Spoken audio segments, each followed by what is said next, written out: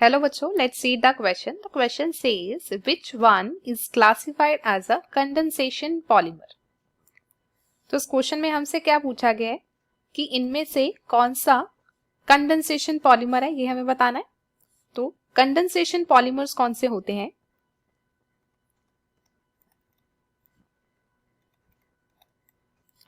Condensation polymer obtain होते हैं जब कंडेंसेशन रिएक्शन होती है दो या दो से ज्यादा मॉलिक्यूल्स के बीच। तो उस रिएक्शन के बाद कुछ छोटे मॉलिक्यूल्स हैं जैसे वाटर हो गया, मीथेनॉल हो गया, ये बाहर निकलते हैं। तो कंडेंसेशन पॉलीमर कैसे ऑब्टेन होता है? It is obtained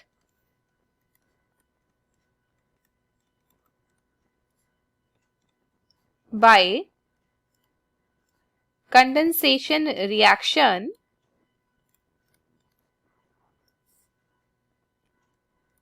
between two or more molecules,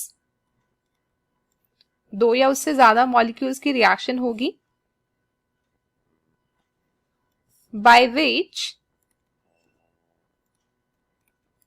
small byproducts like H2O, water, HCl, etc. are obtained. तो हमें जो छोटे मॉलिक्यूल्स होते हैं वो बाई प्रोडक्ट की फॉर्म में निकलते हैं, बाहर निकलते हैं उससे, तो वो कंडेंसेशन रिएक्शन होती है। अब हमें सबसे पहला जो ऑप्शन दे रखा है वो है डैक्रॉन। तो डैक्रॉन पॉलीमर होता है जो डैक्रॉन पॉलीमर, ये कंडेंसेशन पॉलीमर ही है जो हमें मिलता है इथिलीन ग्लाइकोल और टेरिथैलिक एसिड की कंडेंसेशन से। तो ये क्या है? कंडेंसेशन पॉलीमर ऑफ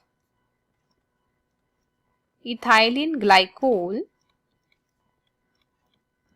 एंड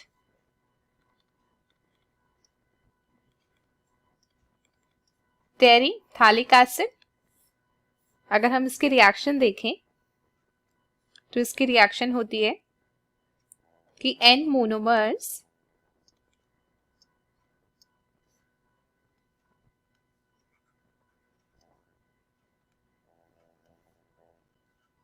तो N मोनोमर्स इथाइलिन ग्लाइकोल के ये होता है CH2CH2 OH plus N monomers ही किसके? टेरिथैलिक एसिड के। तो उसकी स्ट्रक्चर होती है बेंजीन 1,4 डाइकार्बोक्सिलिक एसिड। तो इसको क्या बोला जाता है? टेरिथैलिक एसिड। तो इसके N मोनोमर्स, तो यहां से OH और यहां से हाइड्रोजन, तो वाटर बाहर निकल जाएगा। तो N वाटर बाहर निकलेंगे अगर हमारे पास N मोनोमर्स है दोनों के। तो जो स्ट्रक्चर फॉर्म होती है पॉलीमर की,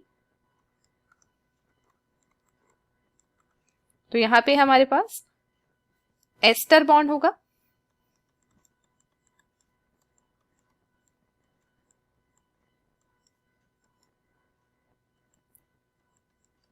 तो ये हमारे पास इस पॉलीमर की स्ट्रक्चर होगी। इसको क्या बोलते हैं? डैक्रॉन। तो ये हमारे पास कंडेंसेशन पॉलीमर है। बी देखें अगर हम, बी है हमारे पास नियोप्रीन। तो नियोप्रीन जो होता है पॉलीमर, ये फॉर्म होता है क्लोरोप्रीन से। तो ये एक एडिशन पॉलीमर है। नियोप्रीन क्या है? एडिशन पॉलीमर, कि एक ही तरह के मोनोमर्स जो होते हैं वो ऐड होते हैं। एडिशन पॉलीमर है ये क्लोरोप्रीन का। इसके हम स्ट्रक्चर देखें तो ये होगा N मोनोमर्स है जो CH2 double bond CCl CH double bond CH2। तो ये N मोनोमर्स एक ही तरह के पॉलीमराइज करेंगे, इनकी पॉलीमराइजेशन होगी। तो हमारे पास जो पॉलीमर फॉर्म होता है वो है नियोप्रीन ऑब्टेन होता है।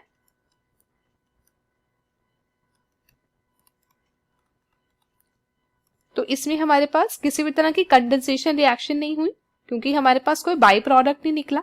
छोटे मॉलिक्यूल्स, इसमें हमारे पास N मॉलिक्यूल्स ऑफ वाटर निकले, तो ये कंडेंसेशन रिएक्शन थी। ये हमारे पास एडिशन पॉलीमर है। तो उसके बाद नेक्स्ट ऑप्शन सी में हमें दे रखा है टेफ्लॉन। तो टेफ्लॉन जो पॉलीमर होता है, टेफ्लॉन पॉलीमर क्या होता है? ये होता है पॉलीटेट्राफ्लोरोइथाइलीन। पॉलीटेट्राफ्लोरोइथाइलीन। तो इसके अगर हम स्ट्रक्चर देखें तो ये बनता है ऐसे।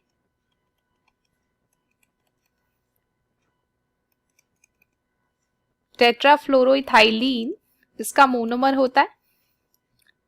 तो एन मोनोमर्स जब ये ऐड होते हैं तो ये जो पॉलीमराइजेशन होती है ये होती है फ्री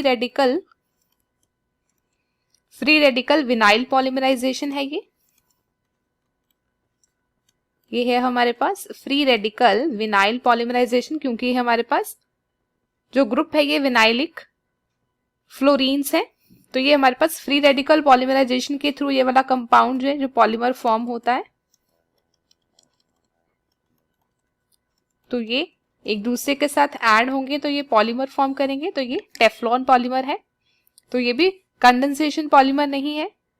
डी में हमें दे रखा था एक्राइलोनाइट्राइल। तो जो एक्राइलोनाइट्राइल पॉलीमर है, जो एक्राइलोनाइट्राइल होता है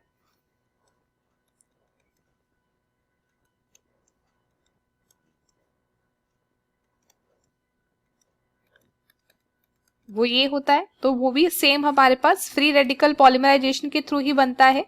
पॉली एक्राइलोनाइट्राइल है जो, तो ये भी फ्री रेडिकल पॉलीमराइजेशन के थ्रू बनता है, ना कि कंडेंसेशन के थ्रू। तो हमारा आंसर क्या हो जाएगा इस क्वेश्चन का? इस क्वेश्चन का आंसर हो जाएगा कि कंडेंसेशन पॉलीमर कौन सा है? फिर डैक्रन है। So the final answer to this question is A option, Dacron. I hope you understood it well. Best of luck.